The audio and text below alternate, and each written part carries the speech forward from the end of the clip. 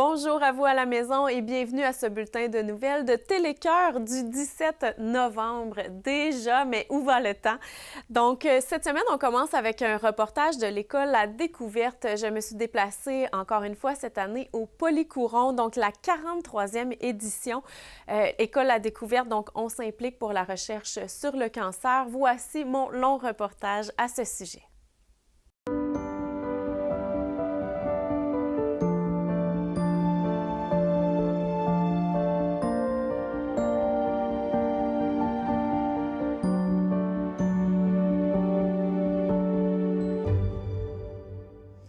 16 octobre 2025, c'est la 43e édition du Polycouron Terrifox à l'école secondaire La Découverte. On en discute avec des jeunes, mais aussi avec des responsables de l'événement. Comment on se sent à l'aube de cette édition? On est fébrile parce que d'autant plus qu'il fait soleil. Le soleil est parmi nous, donc ça va être une très, très, très belle journée. Je me sens super bien, je suis super heureuse, fébrile comme Jean-Yves disait. C'est un événement majeur. Alors là, c'est l'aboutissement de beaucoup de temps de travail. Puis c'est ça, donc c'est une très belle journée, donc ça peut pas mal aller. Comment on fait pour mobiliser les jeunes, mobiliser la population à un tel événement d'envergure? Je pense qu'il y a d'abord la crédibilité de l'événement, ça c'est certain. Mais l'autre chose, je pense, qui est très, très, très importante, c'est la tournée des classes qu'on fait, Marie-Josée et moi. Puis on explique aux ados à quoi ça sert le Polycouron Terrifox et c'est quoi la cause et c'est qui Terrifox. Puis ça, je pense, ça fait une énorme différence. Parce qu'on recherche aussi l'implication non seulement des jeunes, on leur apprend à quel point faire un don, même minime, est important, mais la population aussi est sollicitée. Exactement. Nous, ce qu'on dit aux élèves, c'est que, OK, tu n'as peut-être pas les sous pour nous donner, mais pars avec l'information, diffuse-la à l'extérieur des murs de l'école. Puis c'est comme ça que les gens autour, en sachant ce qu'on fait, nous, ici à l'école, c'est là qu'il y a l'engouement aussi de la population qui embarque. De par le fait que les élèves en parlent, les membres du personnel en parlent aussi à la communauté, à leur entourage. Puis c'est comme ça aussi qu'on réussit à bonifier là, la campagne pour amasser des dons. Et ça se fait également par la vente de chandails et l'inscription de noms, si je me trompe pas. Oui, les chandails sont commandités par la Caisse populaire Godefroy depuis 16 ans, donc on l'apprécie beaucoup. Et chaque élève achète son T-shirt blanc au coût de 3 $. Le 3 $ va complètement à la Fondation Terrifox et il peut ajouter des noms sur son chandail en l'honneur de Kiko et pour ajouter un autre 3 $. Donc, c'est notre façon à nous de donner à la Fondation Terrifox. On a la chance d'avoir une présidente d'honneur d'envergure, encore une fois. Qui est-elle? C'est Winona Lefebvre-Castillo, qui est une excellente coureuse, qui a couru pour la République dominicaine dernièrement, donc représenter un pays pour lequel elle est résidente 6 mois par année.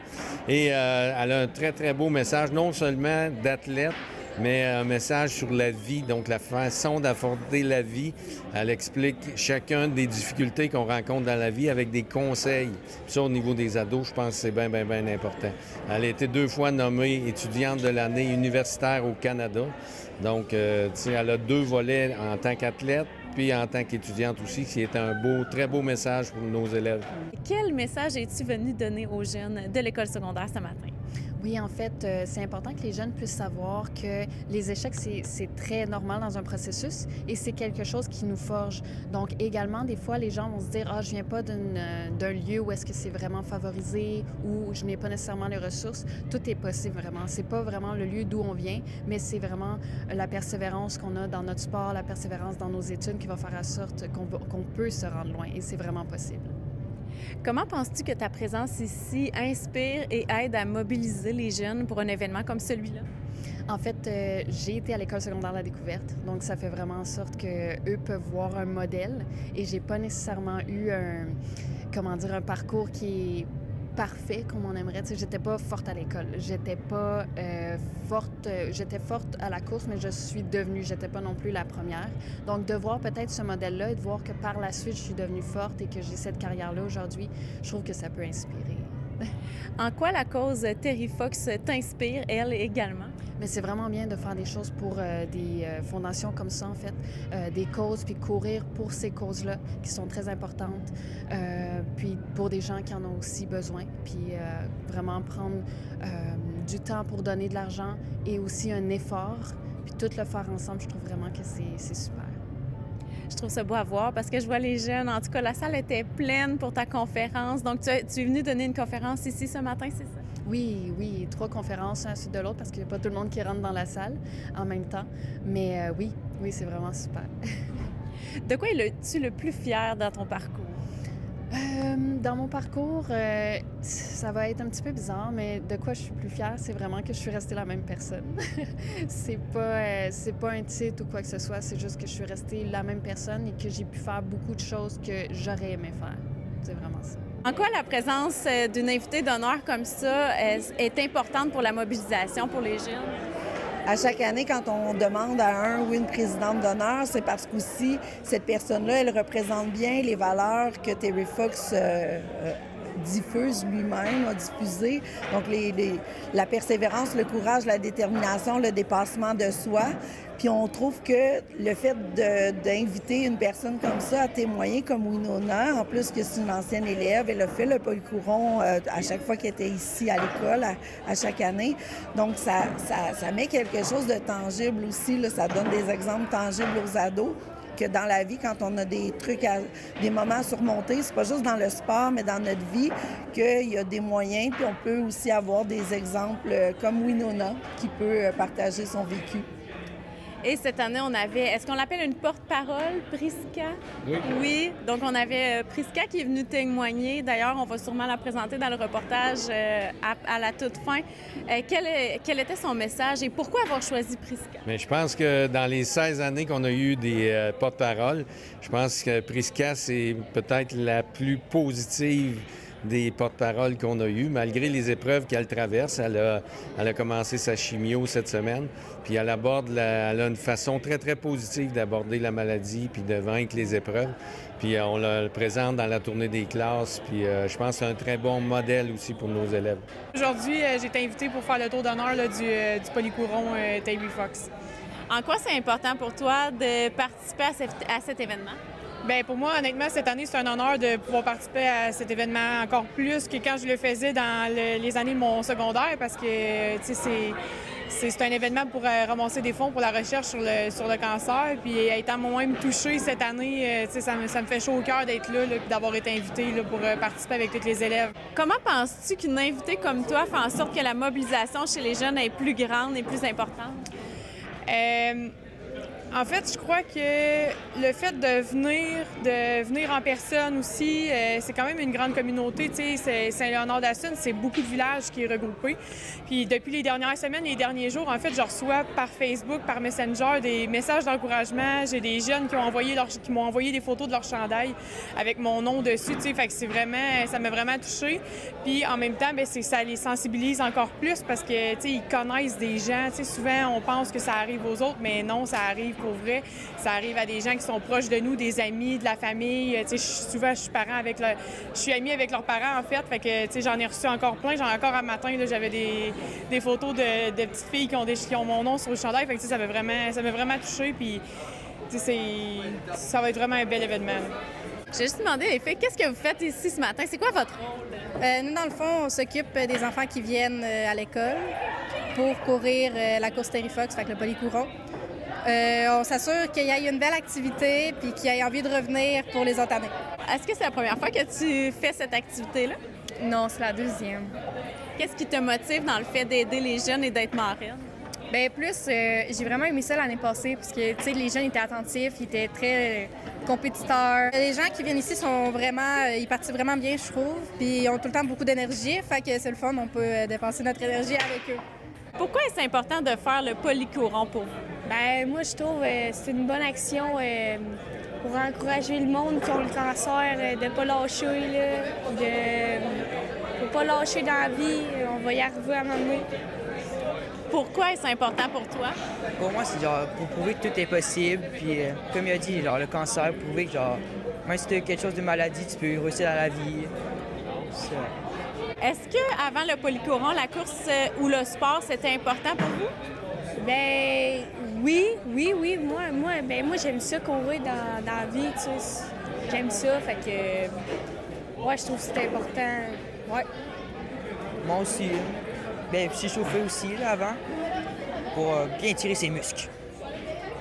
Est-ce que vous courez pour quelqu'un en particulier? Moi, je sais qu'il y en a qui ont des chandails avec des noms. Ben oui, moi j'ai ma grand-mère que je connais, elle a eu le cancer, fait que ça. Non, pas vraiment. Et pourquoi est-ce important pour vous de faire le polycourant aujourd'hui? Pour moi, faire le polycourant aujourd'hui, c'est important pour que le monde qui ont le cancer se sente, genre qu'il y ait du monde en arrière d'eux, pour qu'ils sont pas tout seuls. Bien, c'est pour soutenir eux qui ont le cancer puis les encourager à passer à travers. Est-ce que c'est difficile pour vous et les gens de votre âge, vous pensez, de faire des dons puis la mobilisation? Est-ce que c'est difficile à votre âge ou ça va de soi? Ben ça va, on donne de l'argent pour qu'eux aient plus de soins plus tard, puis même aujourd'hui. Bien, moi, je trouve que ça va parce que ça l'aide aux personnes, ça les encourage à traverser. Est-ce que vous courez pour quelqu'un en particulier aujourd'hui? Oui, moi je cours pour ma grand-mère. Moi, non. Est-ce que le sport est important pour vous avant d'être sensibilisé au polycourant? Ben ouais, j'aime comme ça faire du sport. Je pratique, mais c'est rare. Moi, oui, parce que c'est un de mes sports. J'aime bouger puis ça dépasse mon énergie.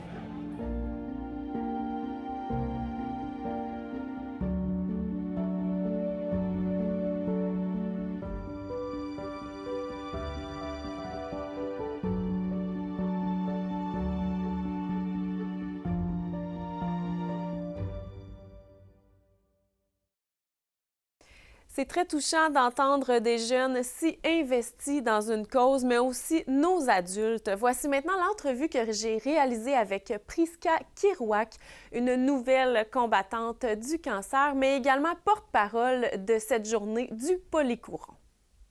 Priska Kirouac, j'ai 32 ans, puis je suis une ancienne élève de l'école secondaire à la découverte de la cohorte 2010. En fait, je suis venue raconter mon histoire. Le 23 juin dernier, j'ai eu un diagnostic du cancer du sein. Un cancer du sein triple négatif, quand même assez agressif. C'est un grade 3 sur 3. Quand je l'ai appris, j'avais une masse d'environ 3 cm dans le sein droit. Et le 6 août dernier, en fait, on m'a opéré, on a fait l'ablation complète. C'est d'enlever, retirer au complet le sein, enlever la peau, enlever le mamelon, tout. Quand on l'a enlevé, il était rendu à 9 cm. Fait qu'il avait triplé en l'espace de 2 mois le cancer. Quand j'ai appris la nouvelle, ça a été un choc, mais en même temps, je m'en doutais. C'est bizarre comme feeling un peu de se douter d'avoir le cancer, mais ça faisait plusieurs mois que je chantais des masses. On n'avait pas trop de réponses. On était beaucoup dans l'attente. Fait que je m'en doutais. Fait que quand j'ai eu l'appel, je me suis fait annoncer par téléphone en plus. J'ai pas été rencontrée par un médecin. C'est ma médecin finalement qui me l'a annoncé parce qu'elle a reçu le résultat, mais c'est pas les spécialistes en tant que tels là, qui me l'ont annoncé. Fait que je m'en doutais, puis je l'ai quand même bien pris honnêtement parce que je suis quelqu'un qui est quand même assez positif dans la vie. Puis je me suis dit si c'est moi qui l'ai, c'est parce que ça avait à être à moi. Je vais passer au travers, puis on donne les plus gros combats aux meilleurs combattants qu'on dit. Fait que je l'ai bien pris. Je l'ai bien pris, puis je suis pas d'une personne qui se dit pourquoi moi, pourquoi pas un autre. C'est à moi, on va passer au travers, puis c'est ça va bien aller. Je suis quelqu'un qui a toujours été positive. J'ai fait beaucoup de bénévolat dans ma vie, j'ai coaché beaucoup d'équipes sportives. Je suis quelqu'un qui, même si on perd, on va de l'avant. Le but, c'est de s'amuser, c'est d'avancer. Fait que j'aimerais, je veux que mon histoire, finalement, soit entendue parce que c'est tabou. Le cancer, aujourd'hui, c'est encore, en 2025, c'est encore tabou. On manque beaucoup d'informations. Les docteurs ne donnent pas d'informations. Fait que si mon histoire peut permettre à d'autres femmes de mieux se sentir, de mieux appréhender ce qui s'en vient, je peux pas dire que depuis les 2 derniers mois, je vais pas bien. Au contraire, je vais super bien. Je me suis fait opérer 2 semaines plus tard. Je recommençais à jouer au baseball. Fait que il y a du positif là-dedans. J'ai appris beaucoup sur moi dans les 2 derniers mois. de la façon de voir les choses. Profiter de chaque journée, profiter de chaque moment. J'ai un petit garçon de 7 ans, puis jamais les moments où j'ai passé avec étaient aussi importants que depuis les 2 derniers mois. Fait que je veux que les femmes ou les gens qui sont atteints du cancer dans la vie, c'est toujours voir à l'avant. Ça sert à rien de retourner en arrière, ça sert à rien de ruminer, comme on dit. Ça arrive, puis il faut passer dedans la tête haute. En fait, le polycouron, je l'ai fait pendant toutes mes années du secondaire. On l'a fait aussi dans la 6e année du primaire. C'est un événement qui me tient à cœur parce que c'est une place où je suis venue. Je suis venue étudier ici. On a beaucoup côtoyé Jean-Yves. Jean-Yves, c'est une force. Jean-Yves, c'est quelqu'un qui a toujours été positif malgré les épreuves qu'il a passées. Fait que je pense que ça déteint sur nous, ça déteint sur les étudiants, ça déteint sur les gens. Puis le polycouron, c'est pour une bonne cause. Le but du polycouron, c'est d'amasser des fonds, amasser des dons. Puis ces dons-là aident à la recherche au cancer. Ça l'aide dans plein de sphères de la maladie. Fait que, pour moi, c'est vraiment important. Puis c'est encore plus important pour moi cette année parce que je suis touchée personnellement. Puis que ce soit de la famille, des amis, les gens, quand quelqu'un de proche est touché, on dirait que ça affecte tout le monde. Puis le but, c'est d'emmener ça positivement. Le but, je pense que avoir eu autant d'informations avant, j'aurais pas eu autant peur de la maladie. Puis en le vivant, je me rends compte que finalement, c'est pas si pire. C'est pas si pire, puis il y a des façons, c'est de profiter des journées où c'est qu'on est en forme. Puis, le polycouron, c'est vraiment, c'est une bonne cause pour ça, c'est d'amasser les fonds, d'amasser de l'argent, ça aide à la recherche. Les traitements sont beaucoup mieux qu'il y a 20 ans. Puis c'est grâce à des événements comme le polycouron là, qui mènent ça.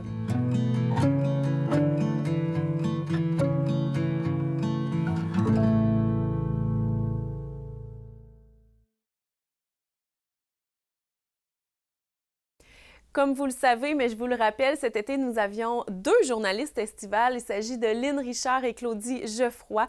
Aujourd'hui, je vous présente 2 reportages de Claudie Geoffroy. Donc, on a beau être en novembre, on a beau avoir froid un petit peu beaucoup.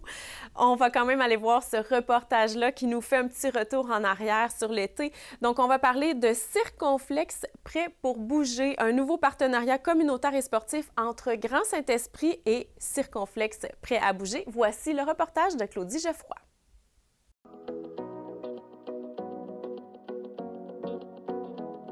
3 août 2025, en direct de Saint-Perpétue pour le Festival du Cochon. Mon nom est Claudie Geoffroy et je vous y emmène avec moi. Julie, cette année, grosse édition du festival, c'est la combienième? C'est la 46e édition. 46e quand même, fait que ça roule bien là quand même au Festival du Cochon. Ça roule bien, ça fait quelques années, on est content d'être un festival bien établi dans la région. Puis là, dis-moi, il y avait quand même une grande programmation pour les festivaliers cette année? Oui, on a eu des belles foules à tous les soirs, on avait des foules aussi très, qui étaient très enflammés, ils participaient beaucoup, c'était vraiment une belle foule à voir. Si on parle un petit peu de cette programmation-là, notamment musicale, vous avez reçu des gens bien établis au Québec, aussi des vedettes internationales? Oui, exactement. On a eu Éric Lapointe, La Chicane, les gars du Nord, on a eu Smash Mouth aussi là, qui sont descendus de Los Angeles, je crois, pour venir faire un spectacle à Sainte-Perpétue, puis qui s'en retournaient en Saskatchewan après continuer, fait que c'était vraiment le fun. Puis quand même, c'est ça, on parlait, oui, de l'offre de spectacle, mais quand même, il y avait des activités pour toute la famille ici en fin de semaine. Oui, exactement. On avait un concours de barbecue pour leur 6e édition. On avait aussi aujourd'hui les dragues de rue qui sont là. Puis on avait les tirs de chevaux aussi hier. Fait que il y avait beaucoup d'actions sur le site. Puis justement, parlant d'action, il y a beaucoup de monde qui ont visité le festival en fin de semaine? Oui, on est très contents de l'achalandage qu'on a eu. À quoi on peut s'attendre pour l'an prochain, la 47e édition? L'an prochain, c'est sûr qu'on va essayer encore d'améliorer notre site, d'aller chercher des nouveaux artistes en programmation musicale. Fait qu'on va essayer de continuer de se renouveler. Eh bien, merci beaucoup, Julie. Si tu avais à résumer cette édition en 3 mots, mettons, comment le résumerais-tu? J'aurais dit enflammé, festif et loufoque. Et finalement, ben, si on veut vous rejoindre pour venir, nous autres aussi, célébrer l'an prochain au Festival du Cochon, où est-ce qu'on peut vous retrouver? On achète nos billets en ligne au festivalducochon.com. C'est donc une 46e édition réussie pour le Festival du cochon de Saint-Perpétue. C'était Claudie Geoffroy pour Télécœur. À bientôt! Et puis là, on fait un vrai retour en arrière sur l'été parce qu'on s'en va à la 46e édition du Festival du cochon. Donc, c'est Claudie Geoffroy qui nous y amène, encore une fois, avec Julie Boisclair, avec qui elle discute.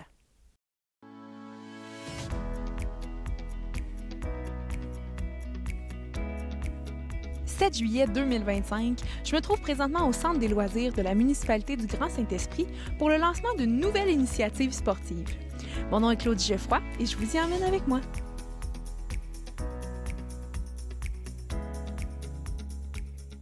Moi, je suis Chantal Fleurant.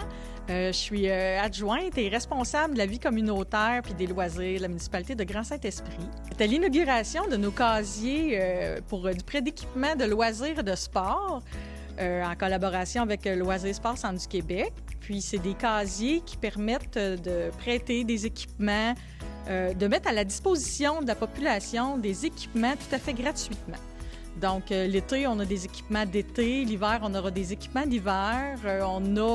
On essaye de couvrir à peu près tous les âges, mais là, on est en première phase. Donc, c'est évolutif, puis on va s'adapter aux demandes, aux suggestions, à l'usage que les gens en font aussi, là.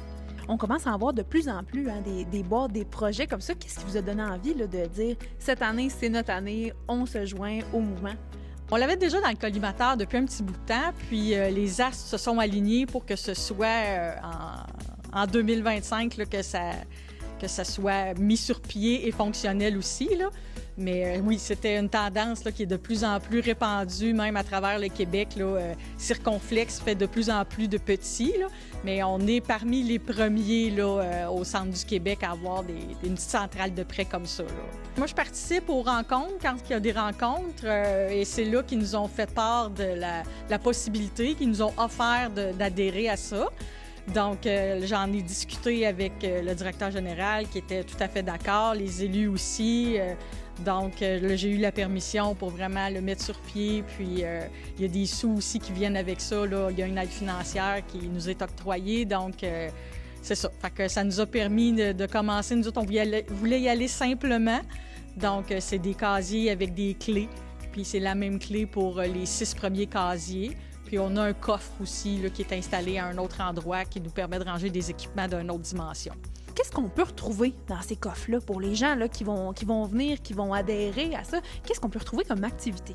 Il y a du pickleball qui est extrêmement en vogue ces temps-ci. Donc là, on a 4 raquettes, donc c'est possible de jouer à 2 ou à 4. On a un terrain, mais fort probablement qu'il y aura un deuxième terrain dans un très, très proche avenir. On a aussi du tennis, parce qu'on a un très beau terrain de tennis aussi, avec une surface vraiment professionnelle. On a des jeux de sable, parce qu'on a aussi un très beau parc pour les enfants. On a aussi des frisbees, parce qu'on a un terrain qui a déjà été un terrain de football. Fait que c'est quand même un grand espace. Fait qu'on a ces équipements-là. Dans le coffre, lui, qui est situé à l'arrière du terrain de tennis, on a un très beau terrain de pétanque qui est neuf, lui aussi, qui est très beau. Puis à cet espace-là, il y aura les jeux de poche, le jeu de poche avec le cornhole qu'ils appellent, le jeu de pétanque évidemment, puis les jeux de quilles finlandaises aussi, qui seront disponibles dans ce coffre-là. Donc, il y en aura vraiment pour tous les goûts, là, de ce que je peux en comprendre. Bien, on en couvre beaucoup, là. De tous les goûts, on verra. Là, j'ai eu quand même aussi des suggestions, donc c'était très intéressant de rencontrer les gens aujourd'hui là, pour faire la distribution des clés, puis aider aussi à mettre les gens en contact entre eux autres. Les gens étaient très emballés, ils sont arrivés tôt, puis ils étaient bien contents de voir qu'il y avait ça à leur disposition. C'était comme si on leur offrait un gros cadeau. Puis aussi, on a eu beaucoup la demande là, de faire le réseautage entre ces gens-là, de les mettre en contact entre eux autres, là, puis d'organiser des plages horaires, là, de présentez-vous entre telle heure et telle heure, telle journée, c'est de la pétanque qu'il y aura, ou même chose pour le pickleball, même de l'initiation au pickleball. Donc, on a eu des belles demandes, puis les gens avaient une soif de ça, là. Donc, j'ai du travail à faire aussi là, en repartant là, ce soir. Là, je suis très, très contente. À quoi vous aspirez pour les prochaines années? Où est-ce qu'on va amener ce projet-là? Oh, Oh, ça, c'est une très bonne question. On va aspirer peut-être à spécialiser nos équipements, peut-être à avoir encore plus de casiers. Bien, c'est assurément plus de casiers, là. Peut-être un lieu reconnu pour la pétanque, là. Je le nomme souvent, mais ça revient vraiment là, à la mode, là. Donc, il y aura ça, puis peut-être que la patinoire en entier sera devenue un terrain de pickleball, là, puis qu'il y aura plusieurs terrains côte à côte. Sait-on jamais, peut-être qu'on accueillera un championnat quelconque de pickleball, on ne sait pas, là. Comme tu disais tout à l'heure, ben ça va être quelque chose qui va être disponible à l'année longue. Donc là, c'est sûr qu'on lance le projet en été, mais en hiver, on va aussi adapter l'équipement pour permettre la pratique de sport d'hiver, c'est bien ça? Oui, absolument. On va avoir des raquettes, on va avoir des aides aux patins, des bâtons de marche, parce qu'on sait qu'on a un très, très beau sentier de ski de fond puis de raquettes ici, là, à proximité. Donc, c'est sûr que ça, c'était un incontournable, là, de pouvoir mettre à la disposition de la population des équipements pour emprunter le sentier, là, parce que ça fait partie du Grand Saint-Esprit, là, donc ouais, il va y avoir ça aussi pour l'hiver. Si on veut vous rejoindre, on a envie de s'inscrire, on a envie de venir participer, où est-ce qu'on peut vous rejoindre? Bien, vous me téléphonez au 819-289-2410 à la municipalité de Grand Saint-Esprit. On est aussi très facilement rejoignable sur les réseaux sociaux. Ça va nous... Ou vous présentez au bureau, tout simplement. On est toujours très content d'accueillir là, la population. Puis, c'est ça, vous pouvez nous faire part de vos idées, de vos intérêts, des demandes spéciales, organiser des plages horaires, des suggestions de nouveaux équipements. Venir chercher une clé si vous n'avez pas votre clé. Donc, on invite tout le monde, là. Je me suis également entretenue avec Maëlie Thé-Boisvert, une jeune résidente du Grand Saint-Esprit. Je lui ai demandé de me partager ses impressions sur le projet. Je trouve ça vraiment amusant, je trouve ça vraiment cool et le fun parce que là, on a plein d'équipements que tout le monde peut utiliser. Ça permet de, mettons, à des débutants qui voudraient essayer d'autres sports ou d'autres trucs, de pouvoir le tester, c'est vraiment le fun. Donc là, bien, on sait qu'il va y avoir quand même plusieurs options là, quand même d'équipements sportifs qui vont être disponibles. Ça va être quoi le premier que tu vas essayer? Ouh, ça c'est une bonne question, mais j'irais vraiment avec les quilles finlandaises, là. J'ai joué récemment, puis ça m'a vraiment donné la piqûre, là. Fait que ouais, pas mal les quilles, là.